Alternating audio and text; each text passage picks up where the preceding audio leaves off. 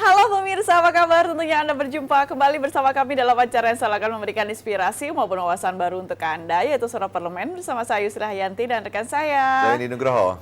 Masih semangat kan? Ya, Semangat. tapi jangan lupa ya, 3M-nya menjaga jarak, menggunakan masker, dan mencuci tangannya ini memang nggak akan berhenti-berhenti. Kita semua akan saling selalu mengingatkan. Menjadi satu hal yang wajib dilakukan setiap hari. Setuju Setiap dimanapun dimanapun kita berada. Dimanapun kita berada. Kalau kita lihat kan juga sekarang pertambahan yang namanya terpapar COVID ini semakin tinggi. Nah, ini juga kan sudah di akhir tahun, Anda juga kalau misalnya berencana di akhir tahun akan menghabiskan waktu akhir tahun bersama keluarga, hati-hati, sekali lagi hati-hati. Karena bisa saja ini bisa datang dari keluarga terdekat kita sendiri. Ya, walaupun misalnya kalau kita dengar berita misalnya tingkat kesembuhan masyarakat terkait dengan COVID-19 cukup tinggi, terus kedua bahwa pemerintah akan segera menyiapkan vaksinnya misalnya walaupun agak ditunda-tunda. Ini bukan berarti kita merasa lengah dengan kondisi kesehatan atau seenaknya kembali, tapi tetap melaksanakan protokol kesehatan ini penting ya. Aduh, nggak semudah Jangan, itu, nggak semudah itu. Karena kalaupun misalnya juga tingkat kesembuhan tinggi, itu berarti itu kan yang sudah sembuh. Kita masih bisa terkena untuk virus tersebut ataupun terpapar akan virus tersebut. Jadi kita harus hati-hati ya pemirsa ya. Tetap waspada, tetap hati-hati. Jangan lupa asupan makanan ataupun vitamin yang mungkin juga Anda biasa konsumsi tetap harus segera dilakukan ataupun tetap akan segera dilakukan oleh Anda dimanapun ya, kapanpun, kalaupun misalnya masih masa pandemi. Tapi memang saat ini kami akan memulai dengan beberapa headline media online pemirsa yang terbit hingga saat ini. Segera kami masuk dalam headline media online.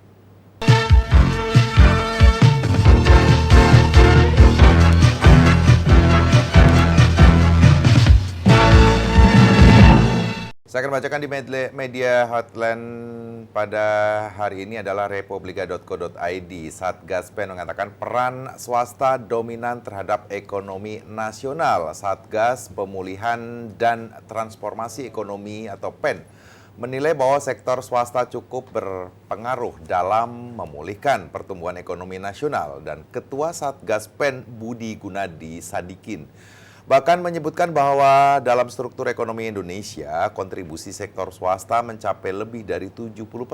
Dan pernyataan Budi ini menjawab pernyataan mengenai upaya pemerintah dalam merespon ancaman resesi yang sudah di depan mata. Dari ekonomi nasional yang 1.000 triliun rupiah ini, paling besar merupakan kontribusi swasta sekitar 16% dan dari BUMN dan sisanya lagi baru dari pemerintah. Ya kalaupun misalnya dikatakan juga yang namanya dari pihak swasta ini sangat berdominan sekali untuk masalah pemulihan ekonomi nasional, tapi apakah juga kalau kita lihat juga dunia swasta juga sepertinya juga masih diselimuti untuk masalah juga ada permasalahan untuk bagian juga untuk masalah perekonomian yang berkaitan dengan misalnya finansialnya. Nah, kalaupun misalnya ternyata swasta yang lebih penopang lebih besar, kemudian juga baru sisanya pemerintah, ini nggak sebaiknya juga beriringan ya atau sejajar ya? Ya, harusnya bisa berjalan beriringan baik swasta maupun dari pemerintah. Mungkin bisa diatur kali ya, mana yang lebih didahulukan atau bisa berjalan bersama. Tapi apakah memang kita yakin ya bahwa swasta akan lebih dominan daripada pemerintah? Bukankah harusnya sebaliknya? Harusnya seperti itu. Kemudian saya bacakan di detiknews.com, Dear Jamaah Umroh 2020, ini 5 poin yang wajib menjadi perhatian. Umroh kembali disediakan bagi seluruh muslim di seluruh dunia telah sebelumnya ditutup akibat pandemi COVID-19. Ibadah Umroh 2020 dilaksanakan dengan protokol kesehatan ketat dan tes swab untuk semua jemaah. Direktur MQ Travel Rinu Hidayati memaparkan bahwa jemaah wajib melakukan protokol kesehatan dengan disiplin tanpa kecuali dan berikut swab test yang mendeteksi COVID-19. Disiplin menentukan keselamatan dan kesehatan diri sendiri serta orang lain selama Umroh 2020. Pertama adalah ikuti semua protokol kesehatan. Dan menurut Rinu, masker dan hand sanitizer tidak pernah absen dalam rangkaian Umroh 2020 selama di pesawat. Jamaah tidak boleh melepas masker dan wajib sering mencuci tangan. Yang kedua adalah bagaimana jika swab test menunjukkan hasil positif selama di Saudi. Pemerintah Saudi menerapkan kewajiban beberapa kali swab tes pada jemaah yang tersedia gratis. Dan jika tes menunjukkan hasil positif, jemaah wajib dikarantina dan tidak boleh melakukan rangkaian Umroh 2020. Yang ketiga adalah hasil positif selama di Indonesia. Dan memungkinkan hasil swab positif patut menjadi perhatian jemaah Umroh 2020 selama di Indonesia. Dengan memungkinkan tersebut, calon jemaah bisa menanyakannya pada penyelenggara perjalanan umroh. Dan yang keempat adalah jangan memalsukan hasil PCR. Rinu mengatakan bahwa hingga sekarang ia memang belum menjumpai jamaah umroh 2020 yang memalsukan hasil swab test.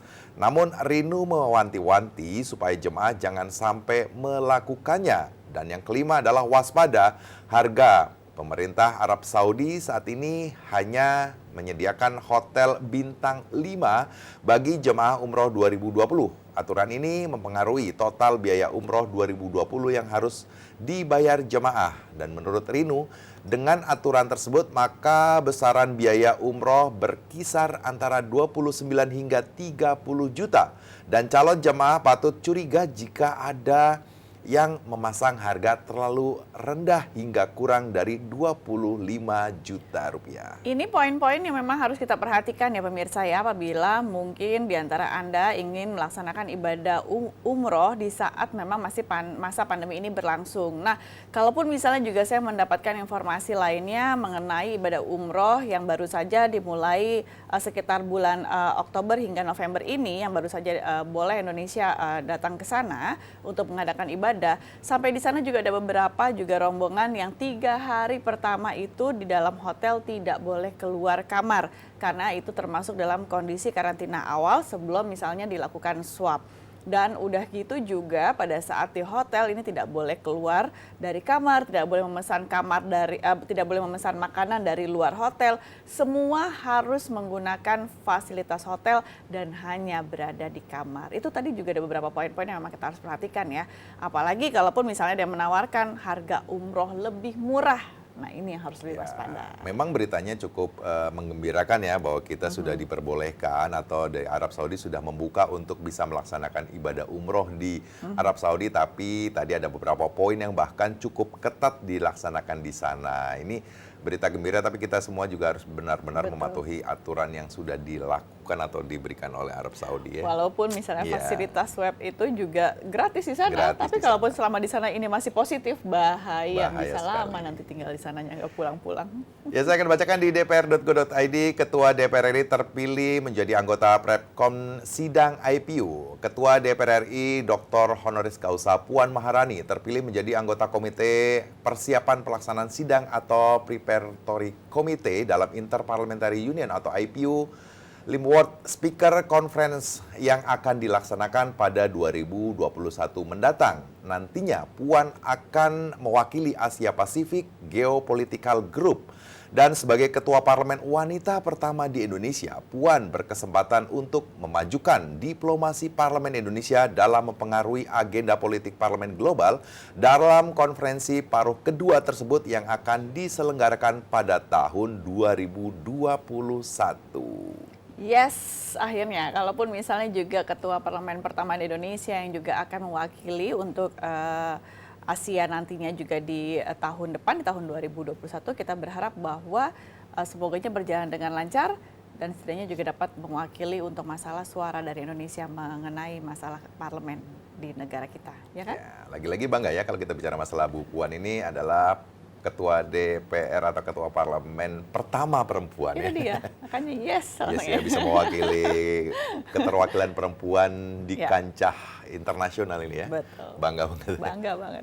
Kemudian saya akan bacakan di Kumparan, ilmuwan ini ciptakan alat deteksi COVID-19 lewat batuk dan tingkat akurasi tinggi. Tim ilmuwan dari Amerika Serikat berhasil membuat alat deteksi pasien virus corona yang sangat canggih dan efisien. Pasien hanya perlu batuk di alat ini dan sistem kecerdasan buatan akan menentukan apakah pasien tersebut terinfeksi virus corona atau tidak. Wah, ini canggih sekali. Canggih, Kalaupun ya. misalnya memang nanti akan hadir misalnya pemirsa ya alat ini di Indonesia, kita tes hanya dengan batuk saja ke alat tersebut. Nah, ini sudah langsung terlihat bagaimana kalau misalnya kita tuh terkena ataupun bisa terpapar virus COVID-19 atau tidak. Tapi kalau misalnya alatnya kita ataupun kita hanya batuk saja, simple sih, langsung terdeteksi. Tapi hati-hati nih, kan nanti ini kan dipergunakan banyak orang, kan batuk itu kan juga mengeluarkan virus dari tubuh seseorang. Nah, pada saat sudah selesai satu orang memeriksa dirinya, ini harus steril juga loh alatnya. Ya, mungkin batuknya di tempat umum kali. Mungkin batuknya ada tempat tertentu yang memang disiapkan untuk bisa mendeteksi apakah orang tersebut misalnya terinfeksi atau tidak terhadap COVID. Tapi kan pasti akan ada indikator yang pada saat kita batuk harus kena dengan indikator tersebut.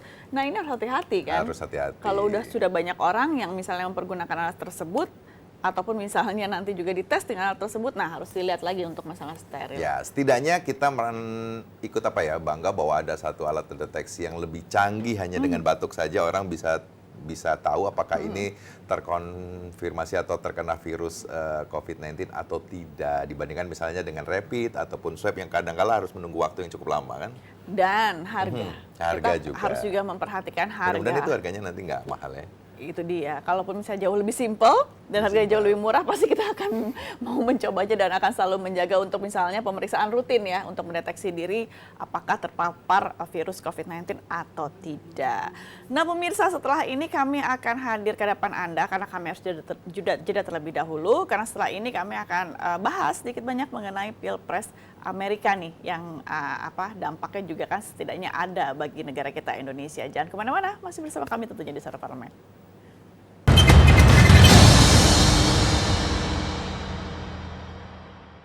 Ditemui saat rapat kerja dengan Menteri Pertanian Syahrul Yassin Limpo di Gedung DPR RI Senayan Jakarta baru-baru ini, anggota Komisi 4 DPR RI Suhardi Duka mengatakan, kinerja Kementerian Pertanian sangat dinanti oleh seluruh masyarakat Indonesia, utamanya petani di tengah pandemi COVID-19. Mengingat sektor pertanian diyakini mampu melewati ujian besar kelangkaan atau ketersediaan pangan selama pandemi COVID-19. Untuk itu, Suhardi berharap Kementerian Pertanian kompak dalam bekerja saling berkoordinasi untuk mewujudkan ketahanan pangan nasional. Jajaran Kementerian Pertanian saat ini semakin memperlihatkan saatnya untuk semakin memperlihatkan keunggulannya di tengah pandemi. Saya kira kata kuncinya adalah mari kita kompak, gotong royong, baik intern antar dirjen maupun dengan mitra kerjanya di Komisi 4 tentunya. Kami akan memberikan support yang sangat kuat. Anggota Komisi 4 DPR RI Hermanto mengatakan sektor pertanian tahan banting dalam menghadapi krisis ekonomi, sehingga salah satunya andalan Indonesia untuk menghadapi ancaman resesi dunia adalah pertanian. Untuk itu, Hermanto mengingatkan Kementerian Pertanian bekerja lebih optimal mengembangkan potensi sektor pertanian di sejumlah daerah di tanah air. Pada masa resesi itu orang mesti makan. Satu-satunya untuk mensuplai makan itu adalah Kementerian Pertanian. Sekarang Kementerian Pertanian ini anggarannya itu adalah dirjen-dirjen itu mencapai 21,4 triliun plus DAK 1,4 triliun plus DAK non fisik 204 miliar. Habibie Mahabah dan Ridwan TVR Parlemen melaporkan.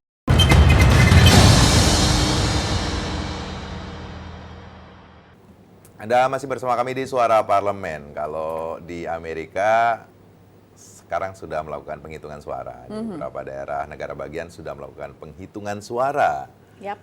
ada yang merasa senang, misalnya bagi Anda yang mencalonkan 2 kandidat misalnya di Amerika, ada Joe Biden, ada Pak Donald Trump misalnya gitu kan, dengan kondisi yang sedang ketat-ketatnya. Tapi apakah dengan kondisi Pilpres di Amerika Serikat ini berpengaruh nggak sih sebenarnya seberapa jauh, selain hanya kita euforia merasa calon kita di Amerika itu juga memenangkan, dari Indonesia apa untungnya? Itu dia. Kalaupun misalnya dampak mungkin ada. Tapi kalau misalnya sekarang lagi masa perhitungan seperti ini, yang memang juga pemilihan Presiden Amerika ini kan juga dilaksanakan beberapa hari yang lalu ya, tepatnya di tanggal 3 November waktu setempat ini.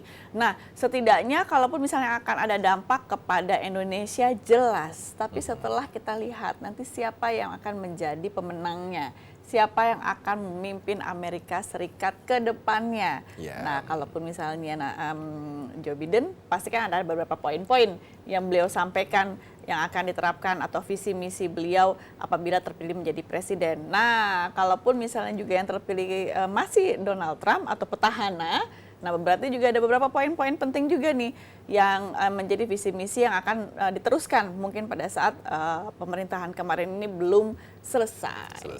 Ini artinya jika misalnya dari perolehan suara yang sudah dilihat hingga di posisi sekarang kan Pak Joe Biden ini agak sedikit unggul ya dibandingkan Pak Donald Trump. Ya. Walaupun beda tipis. Walaupun beda tipis. Tapi bagaimana keuntungannya jika Pak Joe atau Pak Donald misalnya yang menang, memang dilihat dari berdasarkan realisasi neraca dagang pada September lalu, Amerika Serikat menjadi negara kedua tujuan ekspor non-migas Indonesia dengan nilai sebesar 1,69 miliar dolar Amerika. Sementara impor Amerika hanya kalah oleh Cina dan Singapura dengan nilai sebesar 607,4 juta dolar Amerika. Oleh karenanya, hasil kemenangan antara Joe Biden atau petahana Donald Trump sangat ditunggu-tunggu oleh banyak pihak dalam negeri. Lantas bagaimana dampak hasil pemilihan Presiden Amerika nantinya terhadap perekonomian Indonesia? Dan ekonom makroekonomi dan pasar keuangan Lembaga Penelitian Ekonomi Manajemen Fakultas Ekonomi dan Bisnis Universitas Indonesia, Tengku Rifki menilai bahwa sejauh ini dampak langsung dari pemilihan Presiden Amerika terhadap perekonomian Amerika Serikat masih sulit dilihat.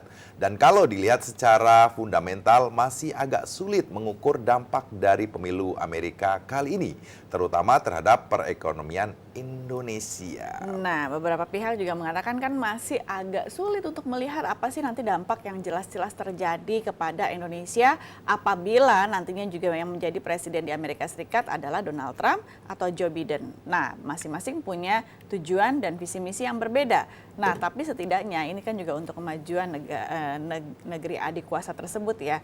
Nah, tapi apa saja sih beberapa poin-poin yang memang akan dihadirkan oleh para calon pemimpin Amerika Serikat ke depannya? Nanti kami akan lanjutkan kembali, kami jeda dulu ya. Jangan kemana-mana, masih bersama kami tentunya di Sero Parlemen.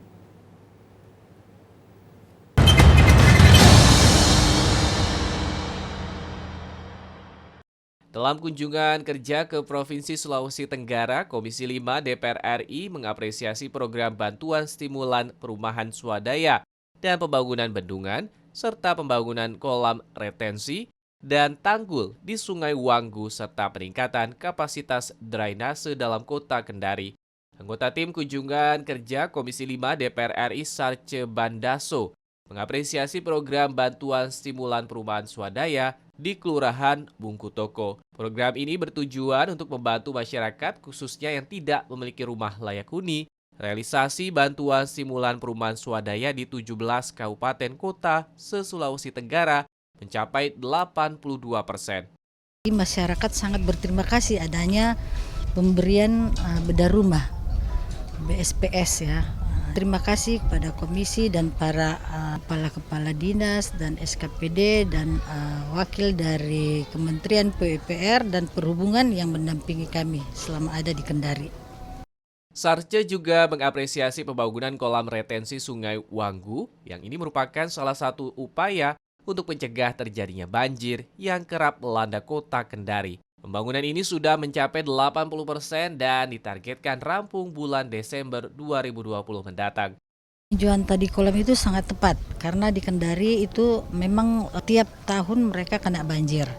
pembuatan waduk ya, waduk untuk penanganan banjir. Mudah-mudahan ke depan itu bisa membantu masyarakat untuk menghilangkan banjir yang seringkali mereka rasakan. Dari Sulawesi Tenggara, Andri, TVR Parlemen, melaporkan.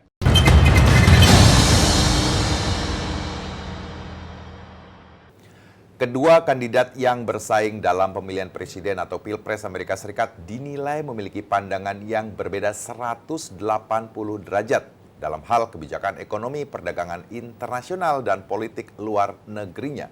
Lantas apa dampak pemilu Amerika bagi Indonesia dan konflik di Laut Cina Selatan? Melansir BBC Indonesia pada Senin 2 November 2020, salah satu topik utama yang menjadi sorotan banyak pemilih dan negara lain dalam Pilpres Amerika adalah perang dagang dengan Cina.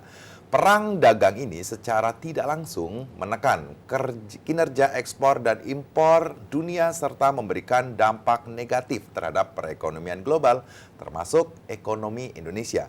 Sejumlah ekonom di Indonesia meyakini bahwa ekonomi Indonesia dan dunia akan sulit membaik jika Presiden Donald Trump terpilih kembali.